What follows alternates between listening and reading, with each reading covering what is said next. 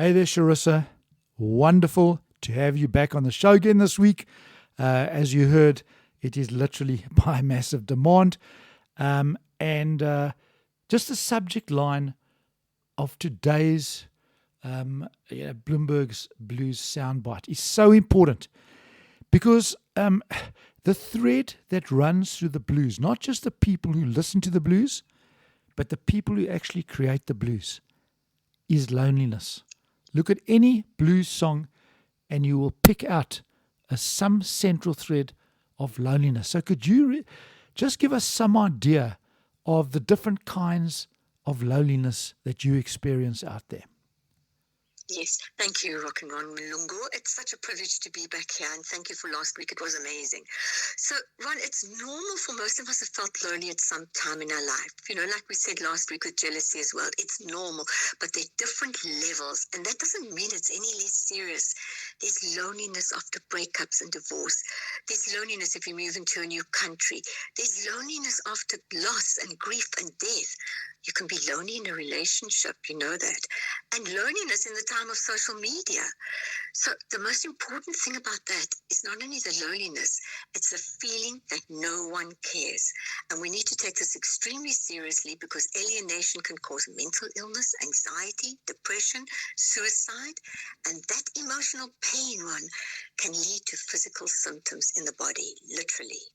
Oh, wow. I never actually realized that. And you made an important point there, Charissa. You were mentioning that that the depressed person who's really lonely and feels alone because they believe that no one cares. And in most cases, I guess, they couldn't be further from the truth, right? Yes, they are. The people do care, but they're not reaching out to each other. And that's the feeling of complete isolation and social isolation. And that's where the danger is. And that's where the danger is, that we look at the negative thoughts and we say, no one cares, nobody loves me, I'm going to be alone my whole life. That I'm going to keep that thread always when we talk about it. Look at the negative thoughts. We need to take responsibility for ourselves because loneliness is serious and you know what it can lead to if we get really, really depressed. Absolutely. A complete tragedy that, in fact, is worse for the people left behind, the people that actually do care. So Charissa, with that in mind, how does one deal with loneliness? You know, I often go into, not often, but every now and then I'll go into a restaurant, I'll see someone sitting there on their own, feel desperately sorry for them, just want to go there and put my arm around them or maybe just have a chat with them. How does one deal with loneliness? I love that, Ron. And next time, do that. You know what? We need to reach out to each other. It's one of the things that I actually want to say.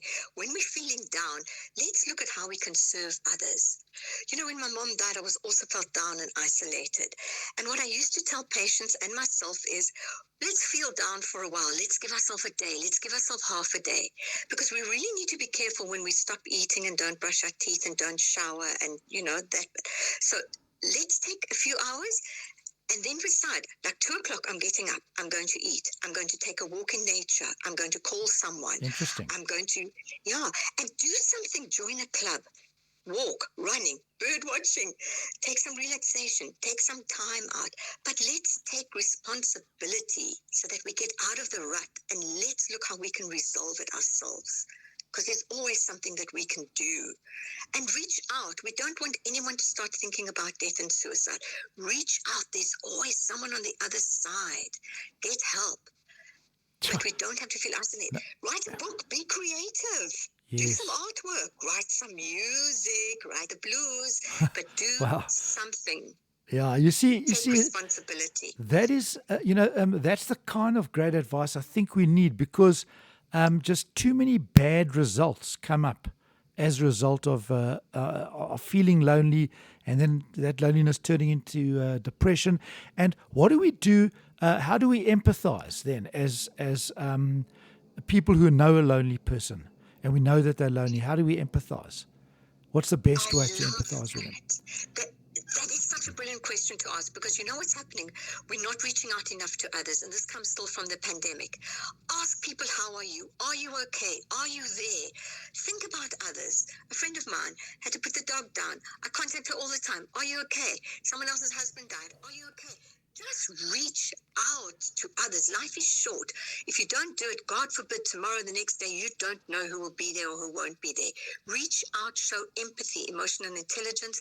Let's connect to others. For goodness sake, life is too short. Let's connect to others, and life certainly is too short. Charissa, once again, thank you so much, and see you all next week. Thank you, Ron. It's awesome talking to you, Mlungu. Bye.